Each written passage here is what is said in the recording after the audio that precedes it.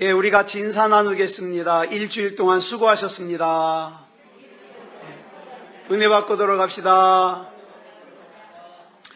예, 이 시간에는 고린도후서 2장 15절부터 16절까지 읽었습니다.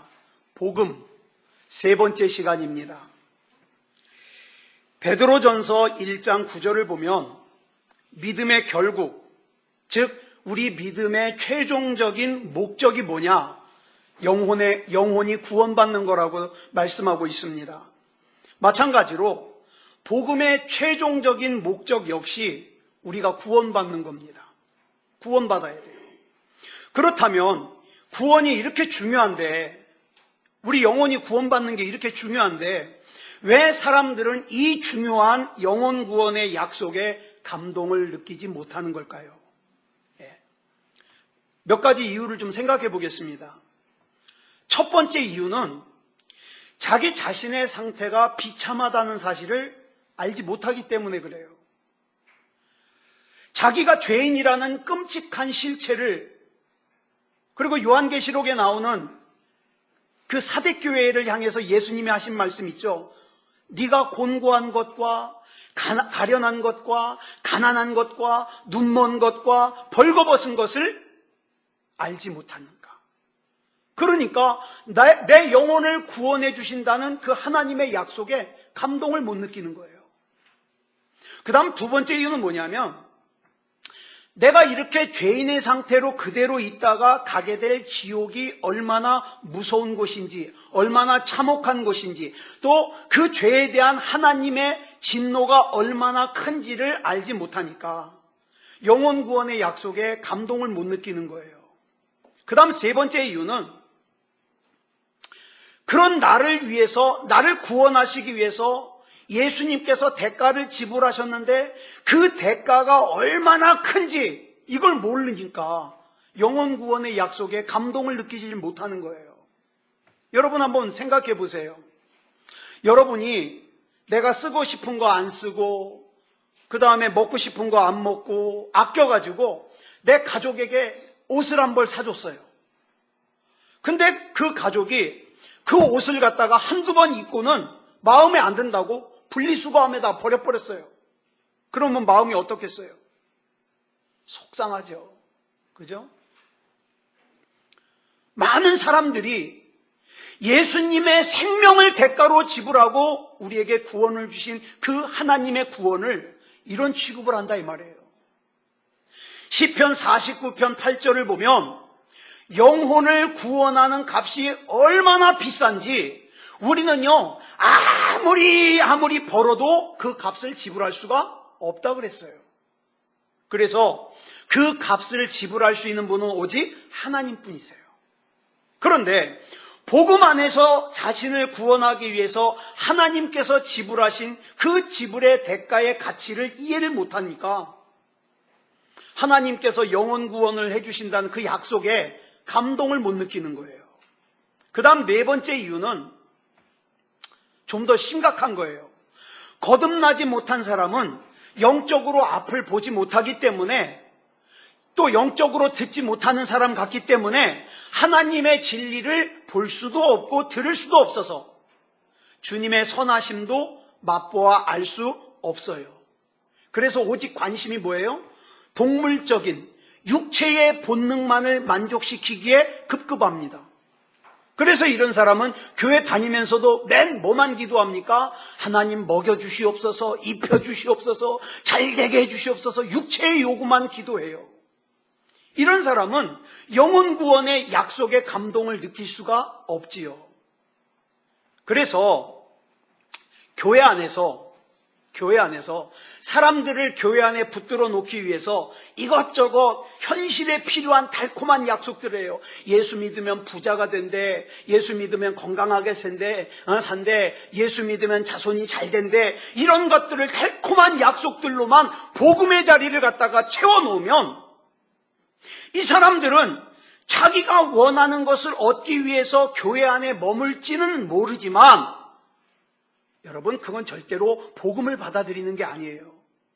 그렇기 때문에 종교라고 하는, 기독교라고 하는 허울 아래서 자기가 얻고 싶은 것을 얻기 위한 것이기 때문에 결과적으로는 하나님께 대하여 여전히 영적으로 죽어 있는 상태다 이 말이에요. 그런데 사도 바울이 복음을 설명하기를, 내가 왜 복음을 자랑스러워하는가? 이 복음은 구원을 주시는 하나님의 능력이기 때문이라고 설명을 했어요. 자, 사도 바울은 어떤 의미로 이런 말을 했을까요? 여러분, 복음이 제공하는 구원은 다양하지만 크게 세 가지로 정리할 수 있어요. 첫째로는 정죄함에서 구원해 줍니다. 나를 죄인으로 단정짓는 것에서 구원해 준다는 말이죠. 둘째로는 죄의 권세에서 나를 구원해 줍니다. 세 번째로는 죄의 부패한 영향력으로부터 나를 지켜줍니다. 비슷한 말 같죠, 다. 그런데 이게 이 세 가지가 시간적으로 과거, 현재, 미래예요. 그래서 그리스도인이 정죄함 받는 것에서 구원받는 것은 과거예요. 내가 과거에 지은 죄로부터 내가 구원받는 거예요. 그 다음에 그리스도인이 죄의 권세에서, 지금도 내 주변에는 죄의 권세가 가득해요. 그 죄의 권세로부터 나를 구원해 주시는 것은 현재의 일이에요. 현재의 일. 아까 우리 권사님 기도하실 때에 우리 마음을 지키질 못해서 하나님 앞에 죄 짓잖아요. 이런 거 현재의 일이에요. 그 다음에 우리가 앞으로 살아가면서 부패한 죄의 영향력을 받을 수밖에 없어요. 이건 미래예요. 여기로부터 우리 하나님이 구원해 주신다는 거예요. 그런데 이 구원의 영광에 이르기 위해서는 암호가 필요해요. 여러분, 암호 모르면 못 들어가요. 우리 집에 자동 도어락을 보면은 번호를 눌러야 되잖아요. 또는 지문을 인식해야 되잖아요. 암호가 필요한데, 우리가 하나님의 구원의 영광에 이르는 암호가 뭐냐? 나는 예수 그리스도를 나의 구주로 믿습니다예요. 이 고백이에요. 이게 암호예요. 요한복음 1장 12절을 보면 예수 이름을 믿는 사람은 예수님을 구주로 맞아들인 사람이라 그랬어요. 그리고 예수님을 구주로 맞아들이는 사람은 구원을 받아서 하나님의 자녀가 되는 권세가 그 사람에게 주어진다 그랬어요. 이걸 또 사도 바울은 갈라디아서 2장 16절에서 이렇게 설명하고 있습니다. 같이 읽겠습니다. 시작. 사람이 의롭게 되는 것은 율법의 행위로 말미암음이 아니요 오직 예수 그리스도를 믿음으로 말미암는 줄 알므로 우리도 그리스도 예수를 믿나니 이는 우리가 율법의 행위로서가 아니고 그리스도를 믿음으로써 의롭다함을 얻으려 함이라. 율법의 행위로서는 의롭다함을 얻을 육체가 없느니라. 자, 여기서 여러분, 저와 여러분 같은 사람의 행위로 구원받을 수 없는 이유가 뭐예요? 행위로 구원받을 수 없는 이유. 저와 여러분 같은 사람은요, 구원을 받기 위해서 내세울 만한 행위가 없기 때문이에요. 사람의 행위로 구원을 받으려는 것은 어떤 목사님이 이렇게 비유를 하더라고요. 새총으로 하늘의 별을 따려고 하는 것보다 더 불가능한 일이다. 왜 불가능하냐? 로마서 3장 23절을 보면 모든 사람이 죄를 범하였기 때문에 하나님의 영광에 이를 수 있는 사람이 한 사람도 없어요. 이런 자기의 상태를 아는 사람만이 비로소 내 힘으로는 구원받을 수 없구나. 그러면 내가 어떻게 해야 구원받을 수 있지? 그때서야 비로소 하나님을 찾고 하나님 앞에 나아갈 수가 있게 되는 거예요. 그렇기 때문에 구원은 오직 믿음으로서만 받을 수 있어요. 그런데 우리가 여기서 말하는 믿음이 뭐냐 이 말이에요. 믿음. 우리 신앙생활하면서 믿음을 많이 얘기를 하는데 뭐 믿음이 크다 작다, 믿음이 있다 없다, 믿음을 얘기하는데 믿음이 뭐냐 이 말이에요. 여러분은 뭘 가지고 여러분이 믿음이 있다고 얘기 안 합니까? 자, 보세요. 많은 사람들이 착각을 해요. 뭘 착각을 하냐? 나는 하나님이 살아계신 거 믿어. 그러니까 나는 믿음이 있어. 이렇게 생각해요. 이걸 믿음이라고 생각해요. 나는 예수님이 누군지 알아. 내가 귀에서 귀가 따갑게 들었어. 난 예수님이 누군지 알아. 그러니까 나는 믿음이 있어. 이렇게 생각을 해요. 근데 여러분, 야고보서 2장 19절 보면 굉장히 무서운 말씀이 나와요. 같이 읽어보겠습니다. 시작. 내가 하나님은 한 분이신 줄을 믿느냐? 잘하는도다. 귀신들도 믿고 떠느니라. 여기 보니까 귀신들도 하나님이 살아계시다는 걸 안대요. 그리고 떤대요. 근데 여러분, 성경 어디에도 이 귀신들이 하나님을 알고 있는 것을 믿음이라고 하는 말씀은 한 구절도 없어요. 이건 믿음이 아니에요. 즉 하나님이 살아계시다는 것을 아는 것은 믿음이 아니라 뭐예요? 그냥 아는 거예요. 여러분, 우리가 신앙생활하면서 내가 아는 걸 믿음이라고 착각하면 안 돼요. 아는 것과 믿음은 달라요. 로마서 4장 21절을 보면 믿음을 이렇게 설명합니다. 시작. 약속하신 그것을 또한 능히 이루실 줄을 확신하였으니. 회개한 죄인이 하나님께서 약속하신 것을 능히 이루실 거라는 것을 확신하는 것. 이게 믿음이에요. 이 믿음이 저와 여러분 안에 있습니까? 우리 지난 금요일 날 교회 오빠를 봤어요. 제가 이 영화를 갖다가 원하는 목사님들한테 이메일로 보내드린다 그랬더니 몇몇 분이 신청을 해서 이메일로 보냈는데 왜 안 보내냐요? 난 보냈는데. 나중에 찾아보니까 이 메일이 스팸 메일로 들어가 있어요. 뭐 때문에 그러냐? 오빠.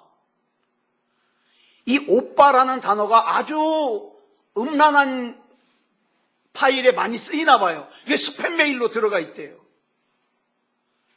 여러분, 이 이관희 집사가 3년 동안 암투병을 하면서 저는 사실 이 영화 안 보려고 그랬어요. 이런 영화 한번 보고 나면 우울한 게 한참 가거든요. 근데 내용이 슬플 거라는 걸 알면서도 봤어요. 근데 제가 영화를 보면서 이 영화 가운데 슬픈 것 이상으로 나에게 영적으로 교훈을 주더라고요. 그 말 가운데 그 이관희 집사가 이런 말을 한마디 합니다. 대사가 그게 기억이 나요. 만약에 내가 이 오늘이라는 날이 내가 살 수 있는 마지막 날이라면 이 마지막 날이 하루가 얼마나 소중해요? 근데 이 날을 내가 미워하면서 증오하면서 그렇게 살 수 없잖아요. 그 말이 얼마나 들어오는지. 제가 그 영화를 보기 전까지 한동안 참 마음이 제가 힘들었어요. 그랬는데 마음이 힘들어서 막 투덜거리고 푸념하고 하나님 앞에 기도하면서도 막 투덜거리고 그랬는데 그 영화를 보면서 제가 혼자 막 눈물이 줄줄 나는데 하나님 죄송해요. 그런 회개를 했어요. 여러분, 많은 사람들이 어려서부터 내가 교회 다니면서 내가 들어서 아는 걸 가지고 내가 믿음이라고 착각을 해요. 근데 그게 믿음이라면 귀신들도 믿음이 더 좋아요. 왜? 귀신들은 더 많이 알거든요. 근데 성경은 그게 믿음이 아니래요. 믿음이 뭐냐?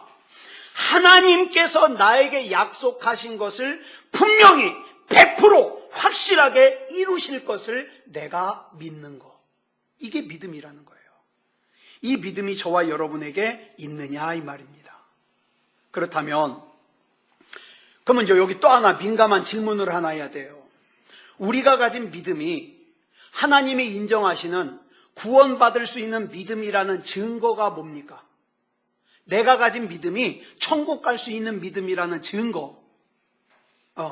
야고보서 2장 18절을 보면 사도 야고보가 그 답을 이렇게 얘기를 합니다. 시작. 어떤 사람은 말하기를 너는 믿음이 있고 나는 행함이 있으니 행함이 없는 내 믿음을 내게 보이라. 나는 행함으로 내 믿음을 내게 보이리라 하리라. 어떤 사람은 야고보서의 이 말씀을 보면서 야고보가 행위로 구원을 받는 것을 얘기한다, 강조한다, 이렇게 생각하는데 아니요, 그건 오해하는 거예요. 착각이에요. 야고보는 지금 행위로 구원을 받는 것을 강조하는 게 아니라, 잘 들으세요, 참된 구원의 결과에는 반드시 참된 행위가 따른다 이 말이에요. 다시 말해서 구원받을 수 있는 믿음을 가진 사람은 그 사람의 행위가, 그 사람의 삶이 구원받은 사람다운 열매를 맺는다 이 말입니다.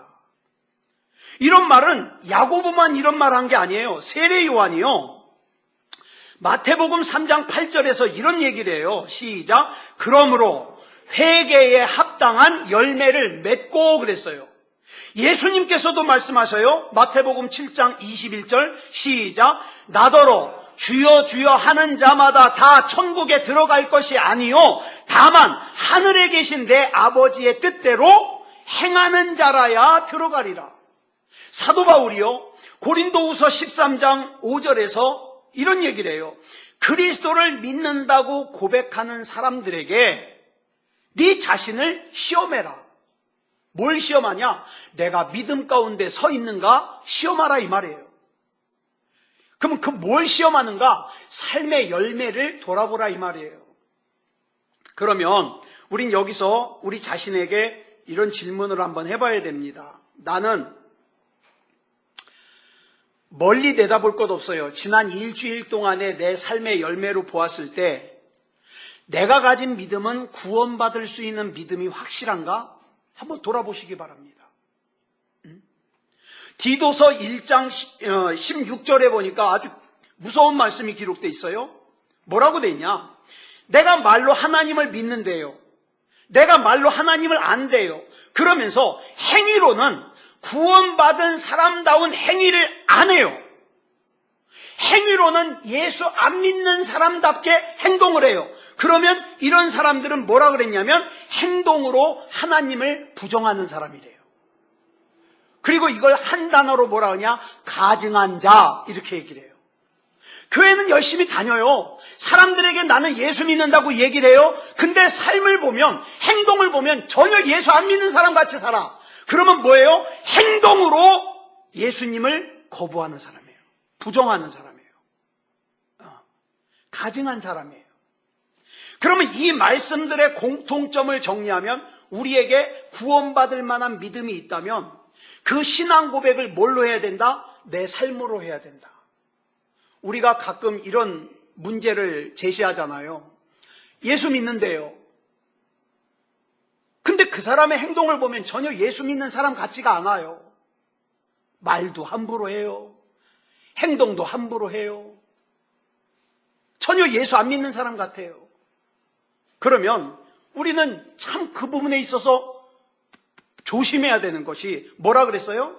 행동으로 하나님을 부정하는 사람이에요. 가증한 사람이에요. 그렇기 때문에 자 보세요.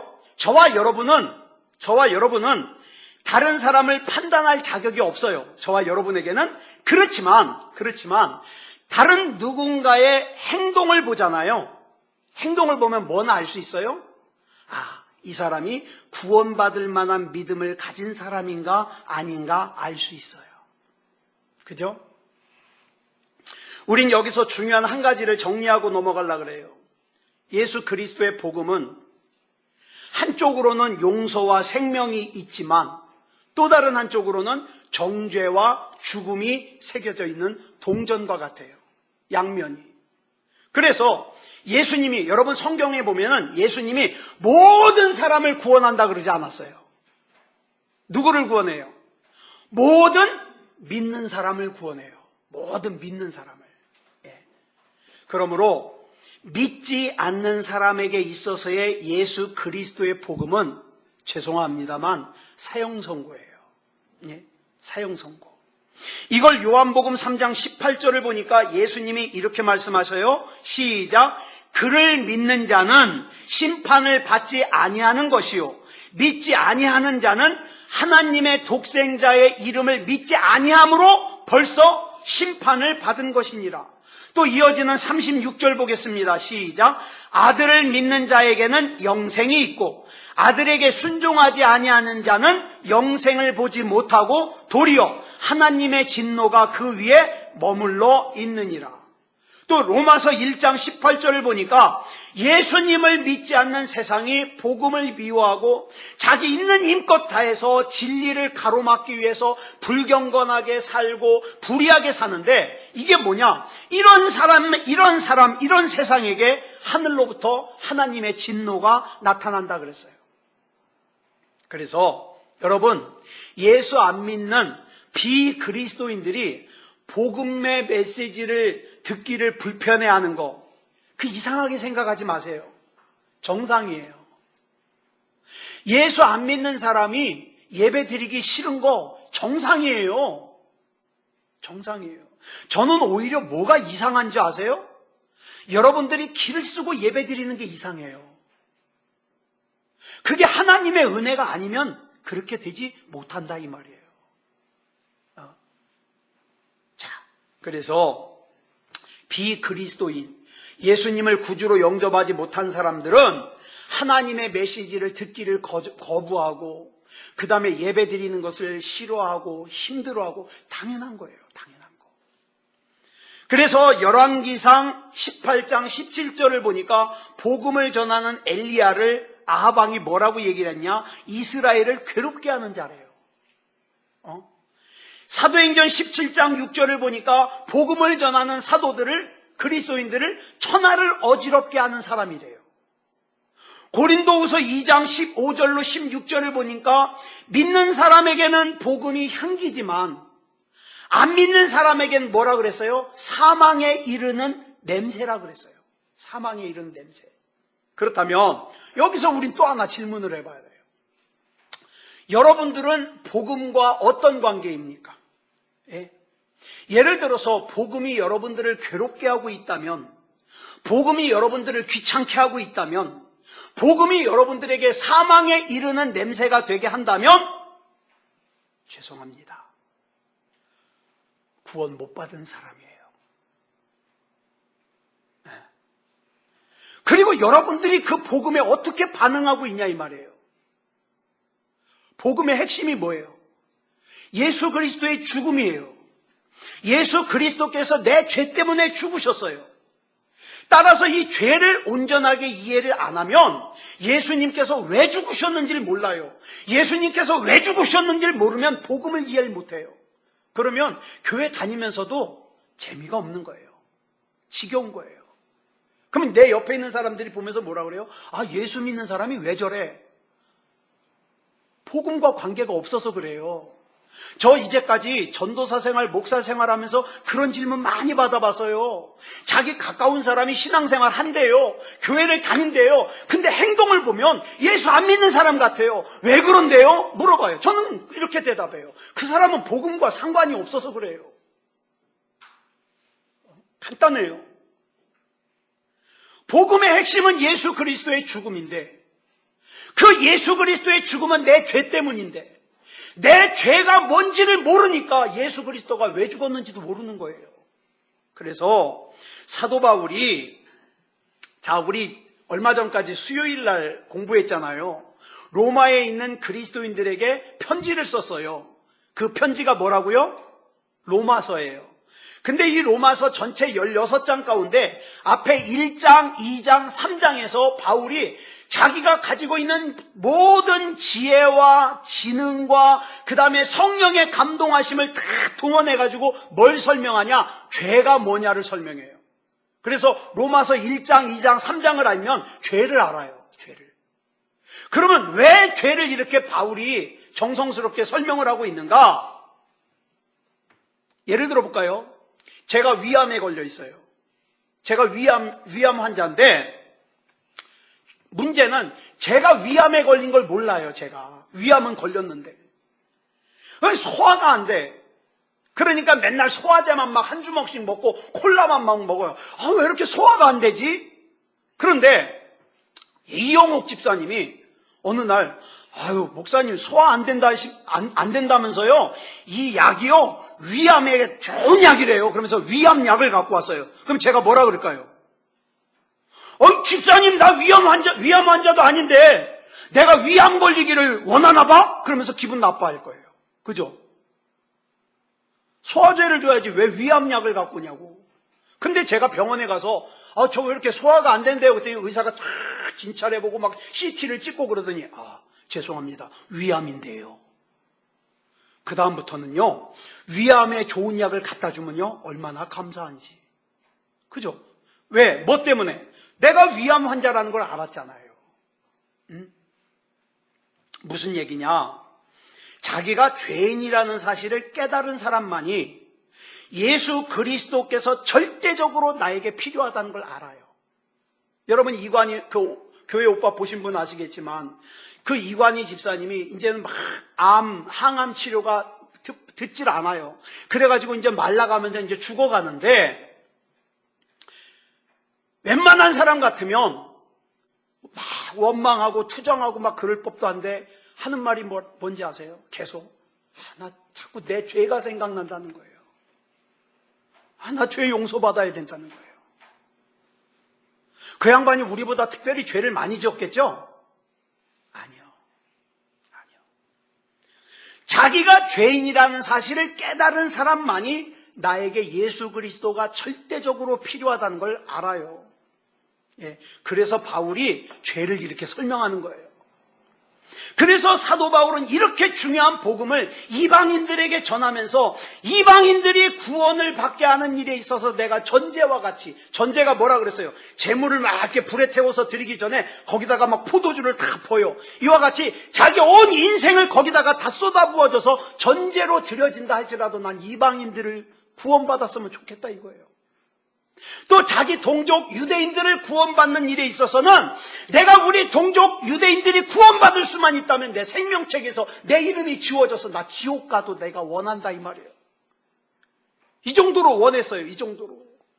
그렇기 때문에 사도 바울이 이렇게 이야기하기 어려운 죄를 갖다가 끄집어내고 거론하는 이야기가 원인이 뭐냐? 의사가 환자의 질병을 치료하기 위해서는 먼저 환자의 상태를 정확하게 진단을 내야 돼요. 그리고 환자에게 당신 여기서 치료 안 받고 그냥 내버려두면 이렇게 진행됩니다. 이걸 분명하게 알려줘야 돼요. 그게 의사의 책임이에요. 그러면 우리 교회는 이제 복음교회인데 우리 교회 같은 이런 복음교회에서 복음을 설교하는 이유가 뭐냐? 설교의 방향이 어디로 가야 되냐? 여러분, 이창원 목사가 여러분들을 정말 사랑한다면, 그리고 여러분들을 정말로 불쌍히 여긴다면, 여러분들이 잘못 가고 있는 신앙생활의 삶을, 그 다음에 여러분들의 죄를 어떻게든지 강단에서 설교하면서 끌어내야 돼요. 회개하게 해야 돼요. 자기가 중한 병에 걸렸다는 사실을 알지 못하는 사람은 의사에게 도움을 구하지 않습니다. 마찬가지로 자기가 지금 죄로 인해서 멸망의 길을 가고 있다는 사실을 깨닫지 못하면 그 멸망의 길에서 구원해 주실 수 있는 유일한 분이 예수 그리스도라는 사실을 어떻게 해요? 그다지 중요하게 여기지도 않고 하찮게 여겨요. 그래서 여러분, 예수님께서 우리에게 성령님을 보내주신 이유를 요한복음 16장 8절로 11절에서 설명을 하거든요. 성령님을 왜 보내주셨는가? 같이 읽겠습니다. 시작. 성령님이 와서 시작. 그가 와서 죄에 대하여, 의에 대하여, 심판에 대하여 세상을 책망하시리라. 죄에 대하여라 함은 그들이 나를 믿지 아니함이요. 의에 대하여라 함은 내가 아버지께로 가니 너희가 다시 나를 보지 못함이요. 심판에 대하여라 함은 이 세상 임금이 심판을 받았습니다. 여러분, 예수님께서는 사람들의 죄와 의와 심판을 깨우쳐주기 위해서 성령님을 보내주셨어요. 다시 말해서 성령님이 하시는 첫 번째 일이 뭐라고요? 저와 여러분의 죄를 깨닫게 하는 거예요. 깨닫게.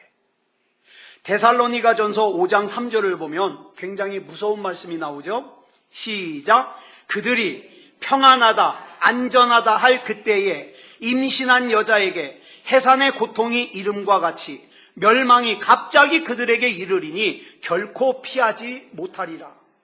사람들이 야, 나 돈이 좀 있어, 나 평안해, 안전해, 그리고 안심하고 있을 때 임신한 여자에게 해산의 고통이 갑자기 진통이 오면서 해산의 진통이 오는 것 같이 멸망이 닥칠 텐데, 그때에 나 편안해 안전해 그러면서 퍼져 있던 사람들은 어떻게 된다? 피하지 못한다, 이 말이죠.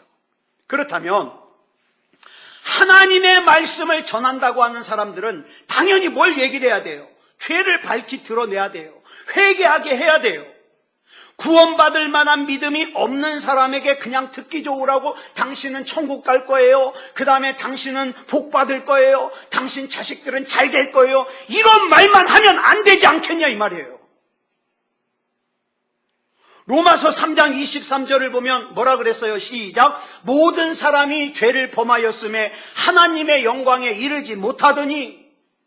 로마서 6장 23절에 보니까 뭐라 그랬어요? 죄의 삭은 사망이요. 여러분, 이 두 구절이요, 인간에 대한 하나님의 판결문이에요. 모든 사람 가운데 죄를 안 지은 사람이 한 사람도 없어요. 근데 죄의 삭은 사망이기 때문에 모든 사람은 다 죽어요, 지옥 가요. 이게 하나님의 판결문이에요. 그런데 오늘날 문제가 뭔지 아세요? 하나님의 판결문이 이렇게 주어졌음에도 불구하고 죄를 가볍게 여겨요. 죄를 짓는 걸 보면서도 웃어요. 그럴 수도 있지 그러고. 근데 그러한 현재 사람들, 오늘을 사는 사람들을 성경 이사야 5장 20절을 보니까 설명하고 있어요. 세번역 성경으로 읽어보겠습니다. 시작. 악한 것을 선하다고 하고 선한 것을 악하다고 하는 자들, 어둠을 빛이라고 하고 빛을 어둠이라고 하며 쓴 것을 달다고 하고 단 것을 쓰다고 하는 자들에게, 그게 요즘 사람들이에요. 그런 사람들에게 어떻게 한다? 재앙이 닥친다. 이런 풍조를 막으려면 뭐를 해야 됩니까? 죄의 심각성을 깨달아야 돼요. 인간의 죄가 얼마나 무서운지를 알려면 하나님을 거역한 인간에 대하여 성경이 뭐라고 얘기하고 있는지를 알아야 돼요. 근데 여러분, 우리가 설교 시간에 이런 얘기 듣는 게 좋으냐고요? 예레미야 때도 그랬어요. 예레미야가 하나님이 진노하십니다, 하나님이 심판하십니다. 그러니까 사람들이요, 복음만 전하면 저놈은 나와가지고 맨날 듣기 싫은 저 소리만 한다고 막 돌멩이 던지고 막 매로 때리고 그래요. 그러니까 예레미야가 다시는 내가 이거 전하나 봐라, 지를 지옥 가지 말라고 내가 전하는데 맨날 나 때려, 안 해! 그랬는데 이 속에 불 붙는 것 같아서 전해요. 근데 그 당시에 가짜 선지자들은 어떡합니까? 여러분은 복 받을 거예요, 자손대대로 잘 될 거예요, 여러분들이 하는 일마다 잘 될 거예요. 그럼 막 사람들이 좋아해요. 뭘 얘기해야 될까요? 요즘 사람들이요, 그래도 인간에 대한 죄는 얘기를 해요. 사회에 대한 죄는 얘기해요. 자연에 대한 죄는 얘기해요. 근데 뭔 얘기를 또 안 하냐? 하나님 앞에 죄진 건 잘 얘기를 안 해요. 그냥 기도할 때 죄진 거 용서해달라고 막연하게 기도는 하는데 구체적으로 회개 안 해요. 여러분, 왜 그러냐? 하나님의 죄는 막연하게 생각하기 때문에 그래요. 그런데 여러분, 성경은 뭐라 그러는지 아세요? 모든 죄가, 사람에게 잘못한 죄, 자연에게 잘못한 죄, 모든 죄가 하나님을 거역하는 거래요. 반역하는 거래요. 여러분, 성경을 보면 다윗 왕이 밧세바와 간음을 저질렀어요. 그렇죠? 그리고 그 남편, 원래 남편 우리아를 갖다가 죽게 만들었어요. 그렇죠? 그런데 이제 이 죄를 나단 선지자가 가서 막 다윗 왕을 갖다가 막 책망을 하니까 다윗 왕이 시편 51편 4절에서 이렇게 고백합니다. 시작. 내가 주께만 범죄하여 주의 목전에 악을 행하여 싸우니. 이상하지 않아요? 죄는 누구에게 저지른 거예요 지금? 우리아에게 저질렀어요. 근데 다윗이 뭐라 그래요? 주께만 범죄했대요. 잘 들으세요. 여기 중요한 원칙이 나와요. 다른 사람이나 다른 피조물을 상대로 저지른 죄도 결국에는 하나님께 저지른 죄가 된다. 다시 말해서 내 옆에 있는 사람에게 저지른 죄들이 하나님께 저지른 죄가 된다. 아까 우리 강 집사님이 사탕 줬는데 어디 갔냐? 이 사탕을 까먹고 껍데기를 갖다가 길바닥에 버렸다. 하나님 앞에 죄 짓는 거라 이 말이에요. 그런데 교회 밖에서는 물론 심지어는 교회 안에서 신앙생활 한다는 사람조차 이런 사실을 모르는 사람들이 너무 많아요. 그러니까 신앙생활을 자기 맘대로 하는 거예요. 내 컨디션에 따라. 여러분, 성경에 나오는 하나님의 속성 가운데 하나님의 주권이라는 속성이 있어요. 육에 속한 사람은 하나님의 주권을 그다지 중요하게 여기질 않아요. 왜? 내가 하나님의 주권을 인정한다는 것은 곧 무슨 뜻이냐? 나는 하나님의 간섭을 받는다는 뜻이에요. 이게 싫으니까 하나님의 주권을 인정 안 해요. 그냥 일주일에 한번 교회 나가주면 그걸로 끝내자는 거예요. 그런데 성경은 하나님의 주권을 인정해라. 또 하나님의 속성 중에 하나가 하나님의 의로우심이에요. 의롭다는 단어를 히브리어로 차디크라 그러는데 헬라어로는 디카이오스라 그러는데 이는 하나님의 의로우심, 하나님의 올바르심, 도덕적으로 탁월하심을 뜻해요. 그렇기 때문에 하나님이 행하시는 모든 일은 완전하고 정의롭습니다. 문제는 하나님의 의로우심이 의로운 피조물에게는 참 좋아요. 왜? 의로우신 하나님이 나 칭찬해 주니까. 그 문제는 불의한 피조물에게는 심판이에요. 이게 문제예요.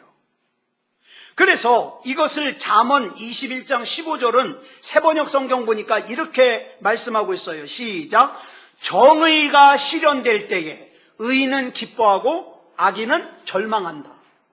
뭐 이런 거예요. 예수 그리스도를 구주로 영접한 저와 여러분은 예수님이 빨리 오시면 좋아요, 안 좋아요? 좋아요. 고생 끝, 천국 시작이니까 좋아요.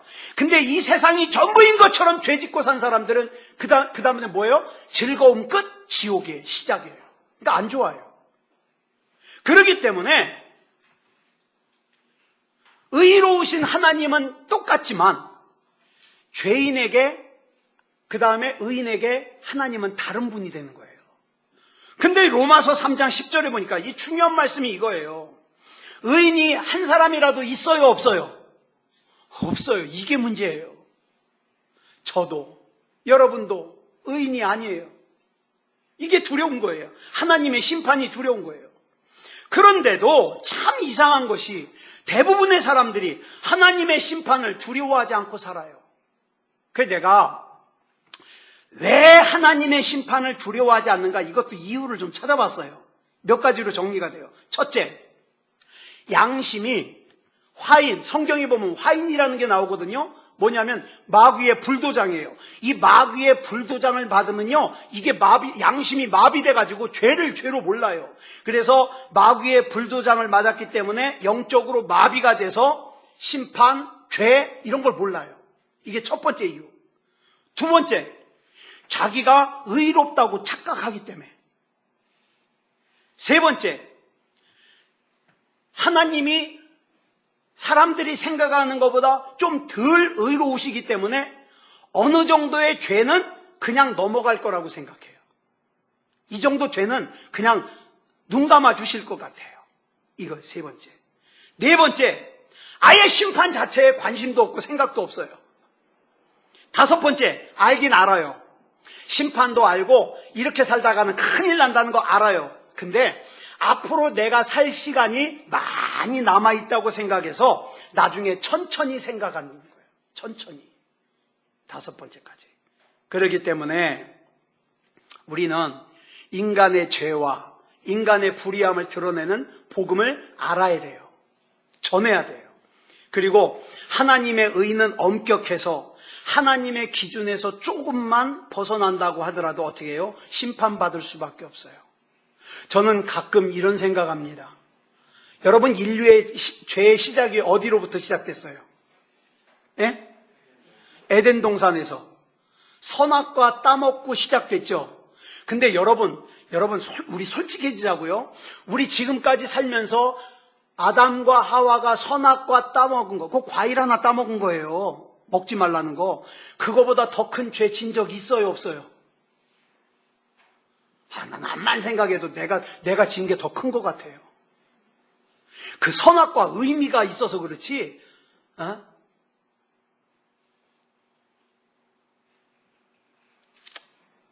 그래서 우리가 하나님과 바른 관계를 맺으려면, 여러분, 하나님과 바른 관계를 맺으려면, 하나님 앞에 의로운 존재가 되려면 여러분들이 태어나서 지금까지 죄를 한 번도 안 졌어야 돼요.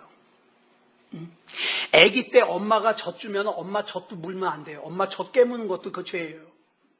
그러니까 내가 기억은 못하지만 내가 엄마 젖을 깨문 것 같다? 그러면 여러분 벌써 의인이 아니에요. 하나님과 관계가 오르지 못해요. 그러면 이건 뭐예요? 지옥 가요. 그래서 하나님께서 독생자 예수 그리스도를 우리를 위해서 십자가에 내어주신 거예요. 그래서 여기서 이제 중요한 건데, 시간이 지났지만 이 중요한 거 한 가지만 더 나누고. 그러면 내가 잘해서 그랬냐? 아니요. 로마서 5장 6절로 8절을 보니까 그래도 선한 사람, 의로운 사람을 위해서는 대신 죽는 경우가 종종 있어요. 근데 나같이 무능한 사람, 나같이 불의한 사람, 나같이 별 볼 일 없는 사람을 대신해서 죽는 경우는 없어요. 여러분, 우리만 해도 그래요. 목사가 좀 잘못하잖아요. 목사가 시험 들 만한 일 하면은 여러분들 삐쳐가지고 나가버리지, 저를 대신해서 죽어줄 사람 있어요? 저 대신해서 돌 맞아줄 사람 있어요? 없다고요. 없다고요. 그런 사람 없어요. 그런데 여러분, 예수님께서는 성경에 보니까 이게 놀라워요. 내가 죄인 되었을 때, 내가 무능한 상태에 있을 때, 내가 연약한 상태에 있을 때, 내가 불의한 상태에 있을 때 나를 위해서 죽어주셨어요. 그래서 예수님이 나에게 귀한 거예요. 사도행전 9장에 보니까 사도 바울이 예수님을 처음 만나는 장면이 나오잖아요. 뭐하러 가다가? 다메섹에 있는 그리스도인들 잡아서 죽이거나 감옥에 가두려고 잡으러 가다가 예수님 만났어요. 지극히 사악한 죄인의 상황이고, 지극히 강팍한 상황이고, 지극히 불의한 상황이었지만 그런 우리를 하나님께서 구원하셨어요. 그래서 여러분, 정리합니다. 우리가 진짜 살아있는 신앙, 진짜 믿음다운 믿음이 되려면 하나님도 올바로 똑바로 알아야 돼요. 그렇지만 뭐도 알아야 돼요? 내가 얼마나 죄인이었는지 내 본성도 알아야 돼요. 나를 잘 모르니까 내가 예배를 무시해도 되는 줄 알아요. 나를 잘 모르니까 내가 하나님을 업신여기고 무시하고 소홀히 여겨도 되는 줄 알아요. 나를 잘 모르니까 내 소견에 오른 대로 내 맘대로 살아도 되는 줄 알아요. 나를 잘 아는 사람은 나는 주님이 아니면 안 된다는 거예요. 나를 잘 아는 사람은 그런 나를 포기하지 않으시는 하나님의 사랑 때문에 감격하는 거예요. 내가 돌아섰어도, 내가 넘어졌어도, 내가 시험에 들었어도, 내가 참 엉뚱한 짓을 했어도 변치 않으시고 나를 사랑하시고 나를 기다려주신 주님, 이거 아는 사람들은 감동할 수밖에 없죠. 그래서 우리에게 복음을 아는 것이 중요한 겁니다. 아무쪼록 복음 안에서 믿음다운 믿음으로 사는 저와 여러분이 되시기를 그리스도 예수님의 이름으로 축복합니다. 기도하겠습니다. 사랑의 아버지 하나님, 감사합니다. 오늘 복음에 대해서 세 번째로 나누었습니다. 사랑의 아버지 하나님, 저 자신도 목사라고 살고 있지만 하나님과 저만 하는 죄가 있지 않습니까? 그 죄까지 다 용서해 주시고 오늘까지 이끌어 주셨는데 그 큰 용서를 받은 제가 저한테 조금 잘못한 것도 용서하지 못하고 펄펄 뛸 때가 많습니다. 하나님 용서해 주시고 하나님과의 관계가 더 친밀해지게 하시고 하나님 앞에 영광 올려드리는 삶을 살게 해 주시옵소서. 사랑의 아버지 하나님, 우리 예수님 오시는 그 순간이 점점 다가오는데 우리 중에 세상이 전부인 것처럼 사는 사람 없게 하여 주시고 믿음다운 믿음 가지게 하시고 내 삶을 통하여 내 행동을 통하여 그 믿음이 신앙 고백되어질 수 있도록 인도해 주시옵소서. 우리 주님께서 붙잡아 주실 줄 믿사오며 그리스도 예수님의 이름으로 간절히 기도드려 싸움나이다. 아멘.